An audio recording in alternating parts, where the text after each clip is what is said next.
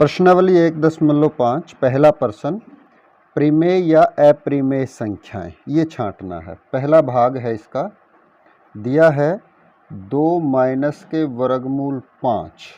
हमें पता है कि अपरिमेय संख्या में परिमेय संख्या को जोड़ें या घटाएं तो हमारा जो हल करने के बाद जो संख्या बचेगी वो अपरिमेय संख्या ही होगी। यहाँ पर 2 है जो वो एक परिमेय संख्या है और माइनस के वर्गमूल 5 अपरिमेय संख्या है, तो हमारी पास जो एक्सप्रेशन आया है उसे हम कहेंगे अपरिमेय। दूसरा पार्ट इसका है 3 जमा में वर्गमूल 23 घटा में वर्गमूल 23। हम इसको थोड़ा सा हल कर लेंगे। 3 जमा में वर्गमूल 23 ब्रैकेट खोल के माइनस के वर्गमूल 23, ये आ गया। अब जमा के वर्गमूल 23 से माइनस का वर्गमूल कट गया तो हमारे पास आ गया 3। तो 3 क्या हो गया? परिमेय संख्या। परिमेय संख्या। अगला पार्ट है तीसरा पार्ट, 2 वर्गमूल 7 बटे में 7 वर्गमूल 7। ये क्या हो जाएगा? वर्गमूल 7 से वर्गमूल 7 कट जाएगा तो 2 बटे 7 रह जाएगा, और 2 बटे 7 क्या है? एक परिमेय संख्या। परिमेय संख्या। हल करने के बाद यदि किसी भी पद में अपरिमेय संख्या ना बचे तो वो होगी परिमेय संख्या, और हल करने के बाद यदि किसी पद में अपरिमेय संख्या बच जाए तो वो होगी अपरिमेय संख्या। अगला देखिए, चौथा पार्ट इसी का, 1 बटे में वर्गमूल 2। यहाँ ये क्या है? एक परिमेय संख्या है और इसके नीचे क्या है? अपरिमेय संख्या। तो परिमेय संख्या को अपरिमेय संख्या से भाग देने पर हमारे पास क्या आएगा? अपरिमेय। अपरिमेय क्यों? क्योंकि वर्गमूल 2 क्या है? एक अपरिमेय संख्या है। पांचवा पार्ट, 2 पाई। पाई क्या है? पाई एक अपरिमेय संख्या है। परिमेय संख्या है तो क्या होगा? इसका मतलब क्या हुआ? 2 पाई क्या है? अपरिमेय। ये आपका पहला सवाल पूरा हुआ। दूसरा सवाल हमारे पास है, निम्नलिखित व्यंजकों में से प्रत्येक व्यंजक को सरल कीजिए। हमने ये 4 पार्ट दिए हुए हैं, इनको सरल करना है। आइए करते हैं। पहला पार्ट दिया हुआ है 3 जमा में वर्गमूल 3 गुणा में 2 जमा में वर्गमूल 2। यहाँ हमारे पास ये 2 पद के 2 व्यंजक दिए हुए हैं, तो इनको गुणा करेंगे तो हमारे पास कुल 4 व्यंजक आएंगे। हम क्या करेंगे? इस व्यंजक को 3 को गुणा करेंगे 2 जमा में वर्गमूल 2 के साथ। इस पद से इस पूरे के पूरे व्यंजक को गुणा करेंगे। आगे इस जमा वर्गमूल 3 निशान के साथ लिखेंगे, जमा वर्गमूल 3, इसको फिर गुणा करेंगे 2 जमा में वर्गमूल 2 के साथ। अब इसको हल कर देंगे। 3 की 2 के साथ गुना, 3 दूनी 6, फिर 3 की वर्गमूल 2 के साथ गुना, 3 वर्गमूल 2 जमा में वर्गमूल 3 की 2 के साथ गुना, 2 वर्गमूल 3 जमा में वर्गमूल 3 की वर्गमूल 2 के साथ गुना। हल करेंगे तो 6 जमा में 2 वर्गमूल 2 जमा में 2 वर्गमूल 3 जमा में, इन दोनों की गुणा होकर वर्गमूल 6 आ गया। और इस तरह से अब हमारे पास समान पद कोई नहीं है। यदि समान पद कोई होगा तो उनको जोड़ घटा के हम इकट्ठा कर लेंगे। यहाँ पे समान पद कोई नहीं है, अतः ये हमारे पास पहले सवाल का हल आ गया, पहले भाग का। अगला भाग देखते हैं, दूसरा भाग।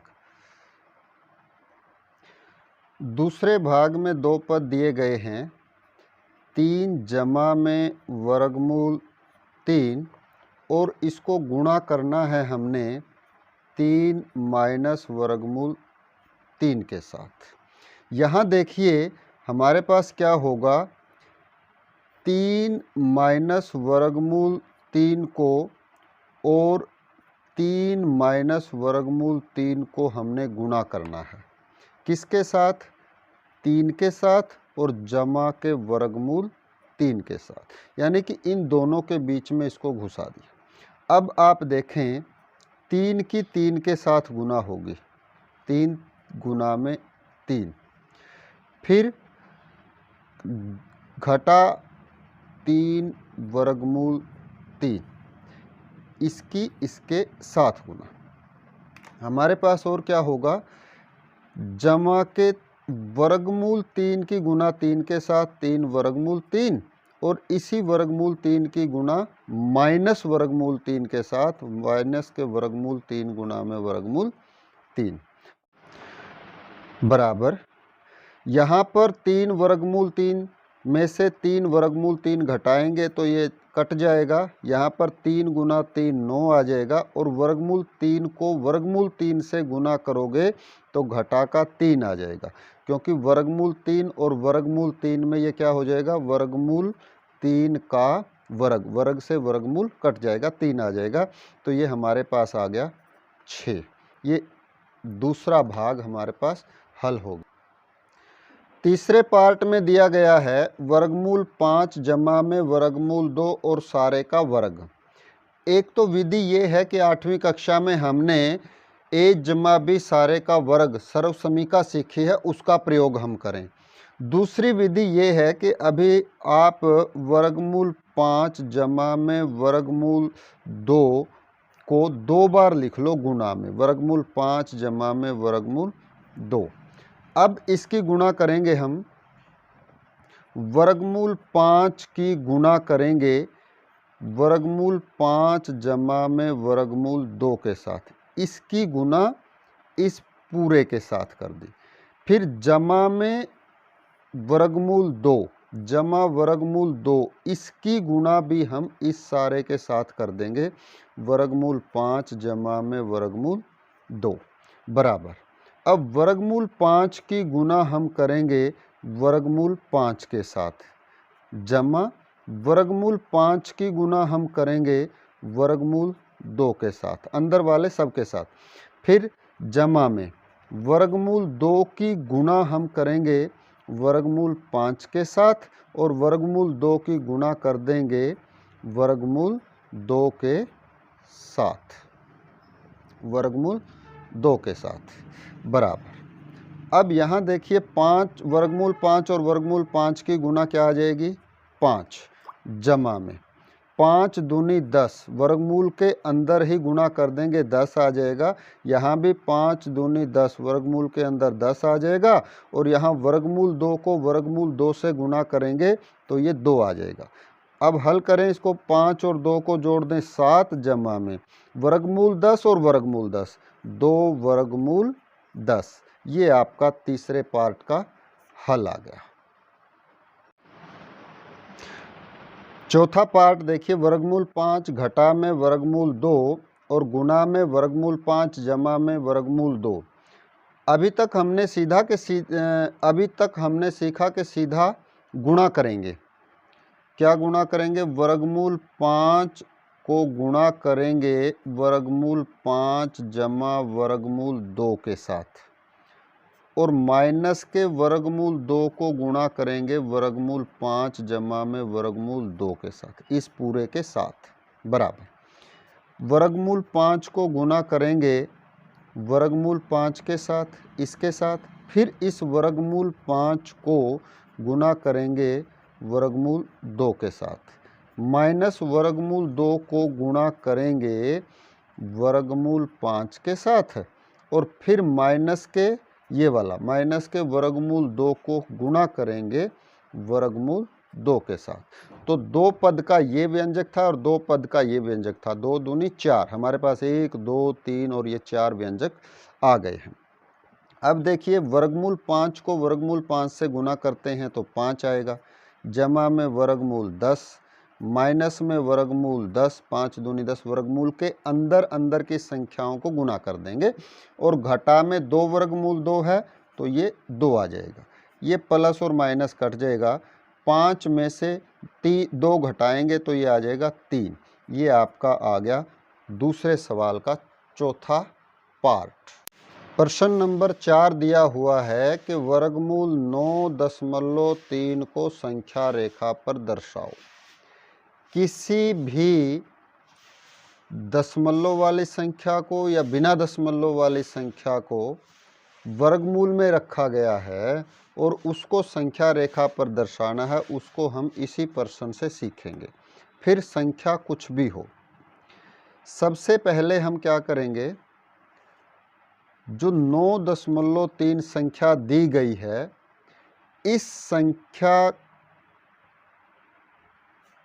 को हम लेके एक रेखाखंड ले लेंगे 9.3, 1 2 3, 9.3 सेंटीमीटर का एक रेखाखंड हमने ले लिया, 9.3 का। इसका नाम हम रख दें ए बी, और इसकी जो लंबाई होगी 9.3 सेंटीमीटर, यहाँ से लेकर यहाँ तक। जो भी आपने संख्या रेखा पर दर्शानी है उसके माप का, उसके बाद क्या करना है, आपने इस रेखाखंड को 1 इकाई आगे बढ़ा लेना है। 1 इकाई, 7 से 8 है जैसे यहाँ पर, यहाँ 1 इकाई, केवल 1 इकाई आगे बढ़ा लेना। वो मैंने अलग रंग से इसलिए लिखा है ताकि आपको ये बात ध्यान रहे। ये हमने सी ले लिया और ये 1 इकाई हमने 1 सेंटीमीटर। अब जो आपके पास ये बिंदु है, जो उसको हमने क्या रखा था, सी। ए और सी को व्यास मानेंगे। व्यास मानने के लिए हम क्या करना पड़ेगा, इसका मध्य बिंदु, तो इसको 2 समान भागों में बांटेंगे, लंब समद्वि भाजक खींचेंगे इसका। छठी क्लास का पहला प्रश्न है ड्राइंग का, एक रेखाखंड का लंब समद्वि भाजक खींचिए। आधे से ज़्यादा प्रकार खोल के हम चाप लगाएंगे, फिर उतनी ही प्रकार खुली रहेगी और दूसरी तरफ से चाप लगाएंगे। जहाँ पर ये चाप आपस में काटेंगी, उन दोनों बिंदुओं को मिलाते हुए हम इसका लंब समद्वि भाजक खींच देंगे। यहाँ पर ये काट दी। अब क्या करेंगे, जहाँ पर ये बिंदु काटेगा, ये मध्य बिंदु आ गया इसी का, इसको केंद्र मानेंगे। केंद्र मानकर एक अर्धवृत्त खींच देंगे, अर्धवृत्त खींच देंगे। सारी प्रक्रिया को आप ध्यान से देखेंगे। यदि आपको एक बार में समझ नहीं आती है तो आप दोबारा से इसको देख लेंगे, और प्रकार आपकी ठीक ठाक होनी चाहिए, पेंसिल नुकीली होनी चाहिए, ये चीज़ आप ध्यान रखें। अब ये आपका काम लगभग पूर्ण होने को है।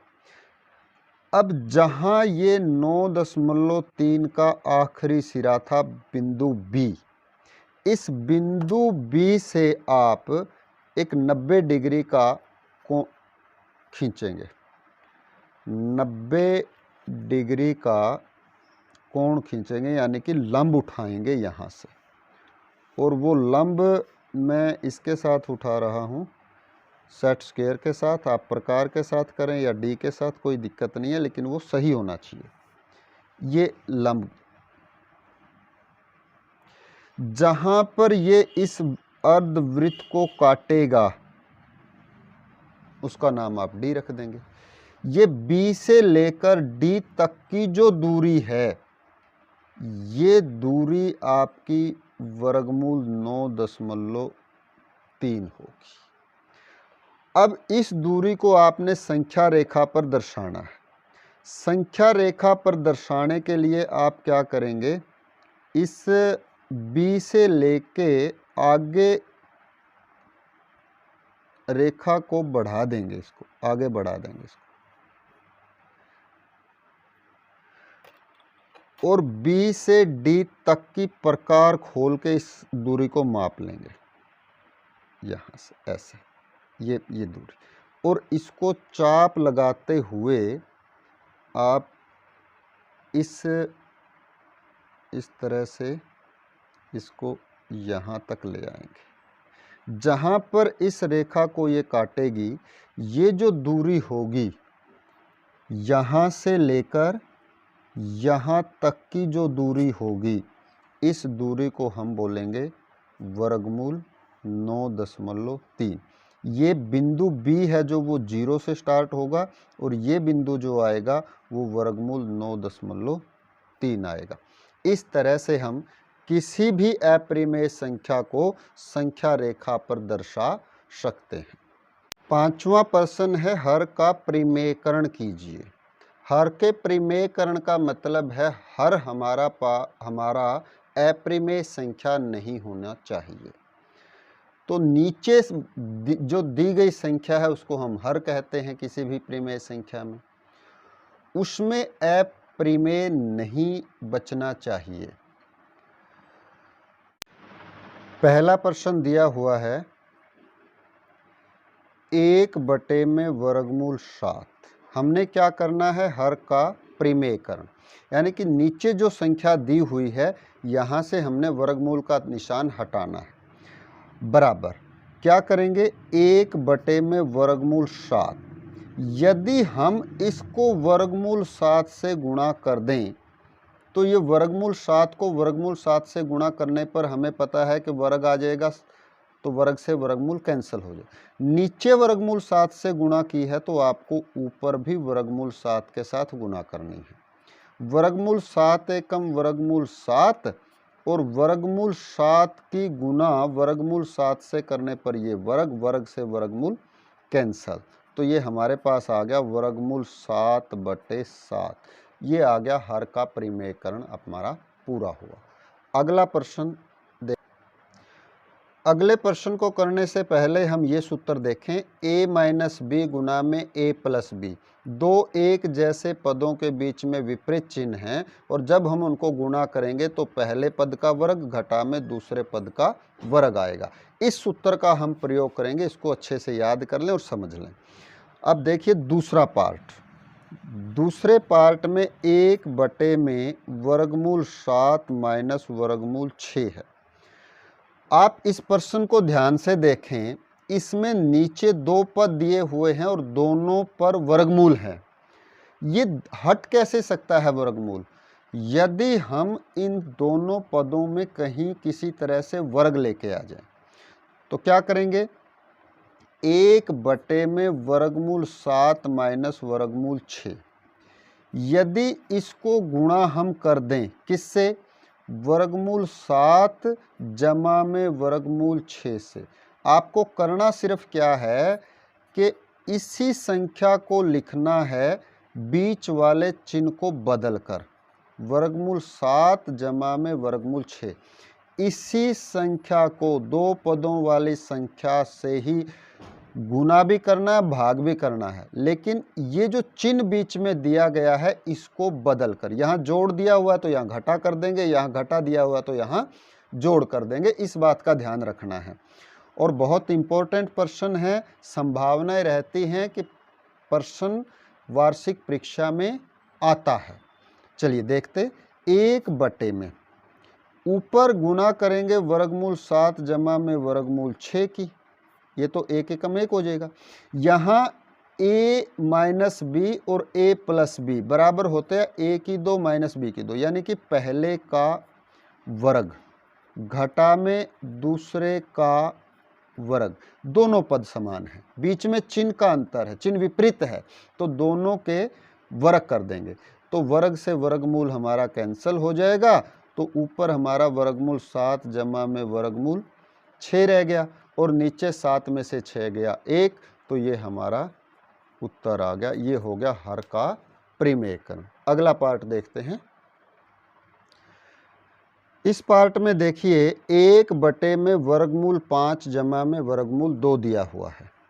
यदि आप अच्छे से सीखना चाहते हैं तो एक बार आप वीडियो को पॉज कर दें, रोक दें और इस प्रश्न को खुद हल करके देखें, और खुद हल करने के बाद आप मैच करने के लिए आप फिर से वीडियो देखें और देखें आपका पूरा प्रश्न सही है या कहीं पे कोई गलती हुई है। यदि गलती हुई है तो आप उसका सुधार करें। देखिए क्या करेंगे हम, गुणा बराबर का निशान पहले, ये तो स्टेटमेंट है, बराबर 1 बटे में वर्गमूल 5 जमा वर्गमूल 2 ऐसे का ऐसा। उसके बाद हमने क्या करना है, गुणा करनी है। किससे गुणा करनी है, इसी नीचे वाली संख्या से, वर्गमूल 5 और वर्गमूल 2 से, और भाग भी करना है वर्गमूल 5 और वर्गमूल 2 से। लेकिन अंतर क्या रहेगा, आप यहाँ जमा का जो निशान है वो निशान घटा का हो जाएगा, उल्टे निशान के साथ। क्यों करते हैं हम ऐसा, ताकि ये a जमा b और ये a माइनस b हो जाए। हल करेंगे तो a की 2 माइनस b की 2, दोनों पदों का वर्ग आ जाएगा। तो ऊपर गुना करेंगे तो ये वर्गमूल 5 घटा में वर्गमूल 2 आ गया। नीचे a जमा b Guna a minus b। आप क्या करेंगे, पहले पद का वर्ग घटा में दूसरे पद का वर्ग, वर्ग से वर्गमूल कट जाएगा, तो हमारे पास क्या बचेगा, वर्गमूल 5 घटा में वर्गमूल 2, ऊपर ऐसे कैसे और नीचे आ गया 5 घटा में 2। ये हमारे पास आ गया वर्गमूल 5 घटा में वर्गमूल 2 और बटे में 3। ये हमारा तीसरा पार्ट आ गया। अब अगला चौथा पार्ट देखते हैं क्या कहता है। चौथे पार्ट में आपने देखिए 1 बटे में वर्गमूल 7 घटा में 2 दिया हुआ है। आपने वही काम करना है, ये स्टेटमेंट एज इट इज लिखनी है। उसके बाद जो भी प्रक्रिया आप अपनाएंगे उसको आगे करेंगे।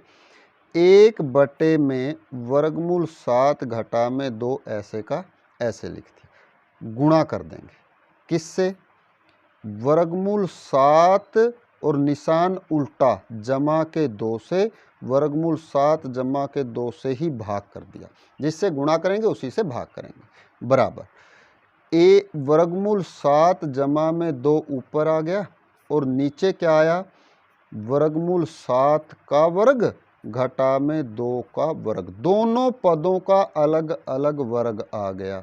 वर्गमूल 7 जमा में 2 बटे में 7 माइनस के 4 बराबर वर्गमूल 7 जमा में 2 बटे में 3।